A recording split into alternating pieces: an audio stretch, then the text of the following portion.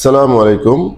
আজকে যে বিষয়টা নিয়ে বলবো সেটা হচ্ছে যে বাংলাদেশের কয়েকটা স্বনামধন্য টেলিভিশন যেগুলো প্রচার করতেছে যে 50 বছরের কথা ভেঙে সৌদি আরবে কাফালা পদ্ধতি বাতিল। এখন আমরা যারা মক্তব খেদমতে কাজ করি, এখন আমরা তো এগুলো এখনো পাচ্ছি না খুঁজে। কোথাও নিউজ, আরব নিউজ বা সৌদি গেজেট কোথাও দেখছি না। আমি আজকেও কয়েকটা কাফালা করালাম বা এখনো একটা কাফালা করাবো, কিন্তু কোথাও তো দেখতেছি না এটা।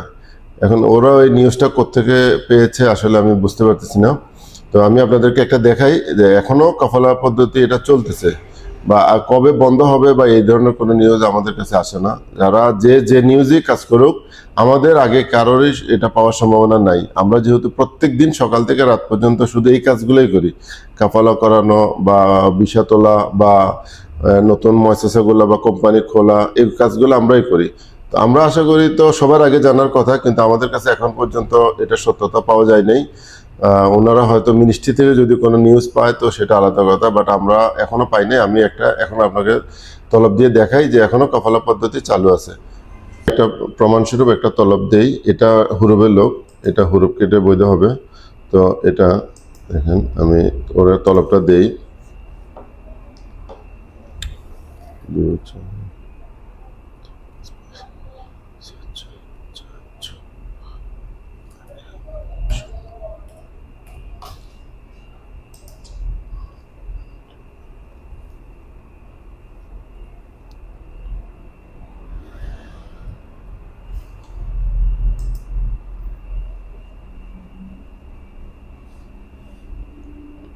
দেখেন, এটা কাফালা হচ্ছে, কাফালা খোলা এবং হুরুবের লোকেরও কাফালা হচ্ছে। তবে ওর পিছনের যে মোকাবেল মালে যে পিছনের রসুমটা আছে 29,100 রিয়াল আছে, কিন্তু এটাও কাফালা হচ্ছে। তো আপনারা যারা এখনো কাফালা হন নাই, হুরুপ্রাপ্ত যারা আছেন, এখনো সুযোগ আছে।